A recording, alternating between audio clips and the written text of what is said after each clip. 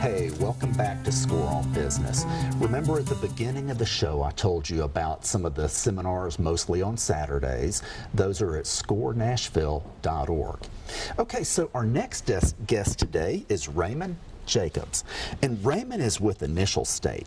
He has been in charge of gaining customers for multiple startups. He's now with Initial State, a data visualization company for the Internet of Things. Raymond, thanks for being here. Glad to be here.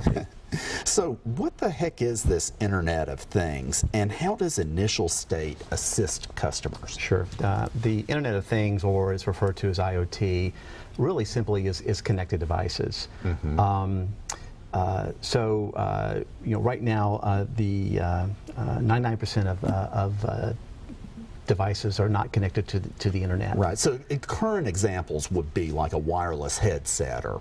Exactly. So the reason that we got into the IoT space is because Cisco predicted in the next 5 years there'll be over 50 billion devices connected to the Internet or connected, and that's going to generate tremendous amounts of data. And so data actually provides intelligence, and we want to be able to help our clients be able to analyze that data and infer intelligence, and then also make decisions that are appropriate for their business. Right. So creating a lot of efficiency and actually reducing costs.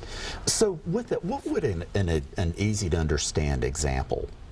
Sure. I can think of several, but home automation would be one where years ago, well, not years ago, but you would have to go to ADT or some of the other commercial type companies. Now, sensor technology is so affordable, and companies like Samsung have created SmartThings, which allows consumers to actually put together a connected home.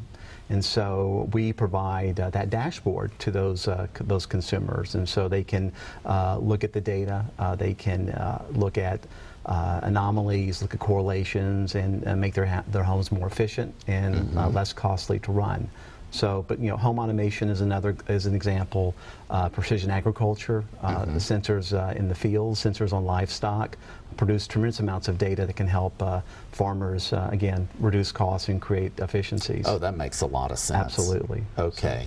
And you all are kind of helping them harness that data. Exactly. So right. We don't, there are many companies out there that are creating what we call IoT platforms, that they actually capture the data. They're middleware companies. They capture the data and they connect the data together. They allow these devices to be monitored and controlled. And we sit on the edge of those IoT platforms where we want to specialize strictly in visualizing that data, both within our dashboards and interactive visualizations to help our clients just, again, provide. Well, all that data has there's knowledge locked in that data that has a tremendous amount of value, and making it so that people can pull that out is important, and by visualizing it, that's a big piece of making it happen. Yeah, and actually, if I can step back a moment, initially the idea, one of my partners, Jamie Bailey, who is the CEO and founder, developed this technology at Lexmark International, where he was an integrated circuit designer, and he was looking at tremendous amounts of log files for basically debug, and developed this visualization technology to turn those log files into visualizations where the human mind and brain can find anomalies and bugs and so forth so much more quickly, and also infer intelligence that they didn't even know they were looking for. So, and then we actually transferred that type of technology into this IoT opportunity. Okay. So a lot of entrepreneurs are not salespeople or business development people, yet companies have to have customers. Without customers, you don't have a company. Right. And your expertise is gaining customers. So what are some ways that entrepreneurs can determine whether there's a market for their idea? Yeah, it's interesting. I've been in several startups, and I can give you two examples. Again, each each company is different, but the first company that I worked with here in Nashville was a company called Background America. And Background America was a company that conducted background investigations primarily for employment purposes. And actually, Mike Schmerling, who is one of the leading entrepreneurs in Nashville, prior to that business was in the prison management business. And he had a very difficult time finding a company to screen prison guards. And so when that business was sold, the next day he started Background America, which again provided background investigations. And so that was from an experience where he couldn't find a vendor that could actually provide the appropriate service that he was looking for. And so that's an example of getting market validation from an experience and then creating opportunity by doing it better. And so, we were able to take advantage of the internet back in the early 2000s, and it allowed us to grow a company from being a startup here in Nashville to the largest background screening company in the world. Right. Another thing, I am adding a new service at my company, and I saw what I thought would be a need, and I've met with a lot of potential customers to run it by them and see what they have to say.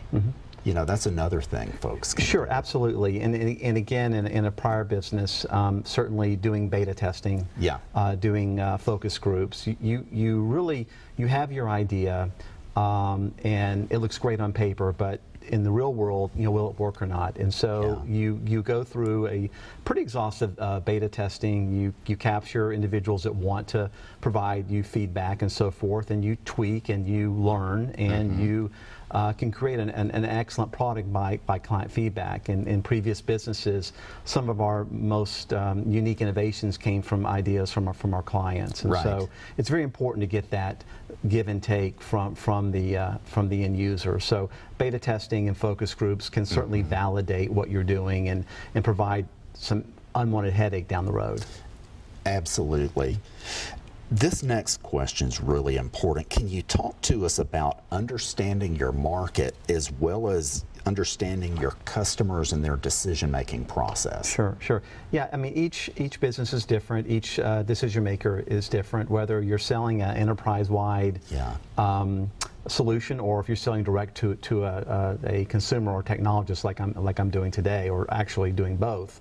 But it's real important to understand what the client's pain points are, and listen. I mean, to me, to be a very effective sales professional, it's really not about just pounding out features and benefits of your services and products. It's about listening to the prospect and understanding where they're having their issues and where their pain points are, and then being able to, you've got to know your product and be able to come back and provide solutions that ultimately make their lives a lot easier and more productive and efficient and reduce cost.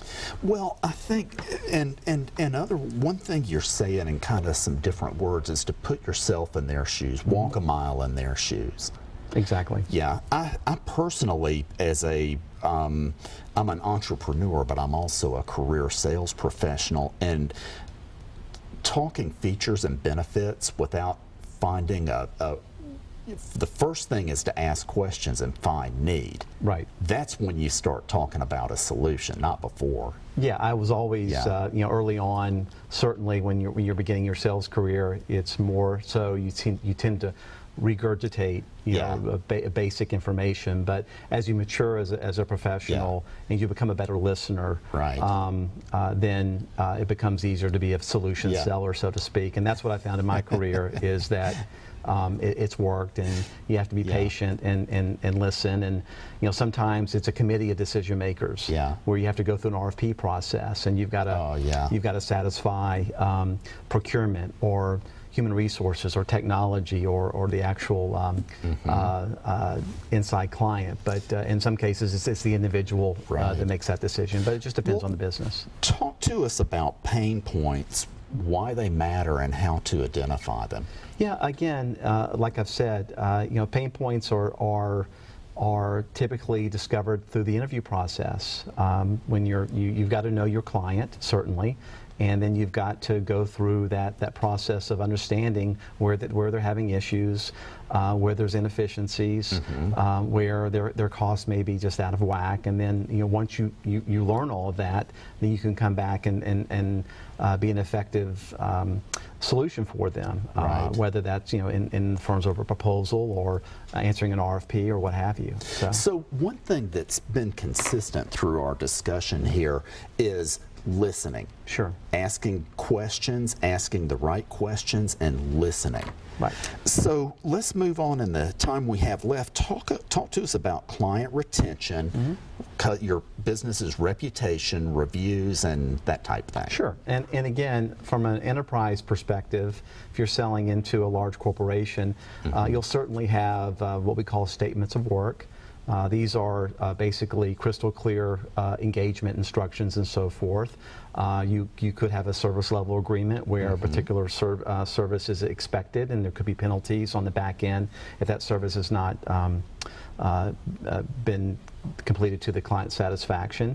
I think it's also very important to have business reviews with clients, and typically they could be every quarter, every 6 months, depending upon what the client wants. But staying in touch with the client, having that give and take, innovating, providing new opportunity for the client to again make them look good within their business. Oh, yeah. One thing you said that I really like is stay in touch. Don't be surprised. Don't call them when the agreement's coming up. Right. Reach out, once a quarter or.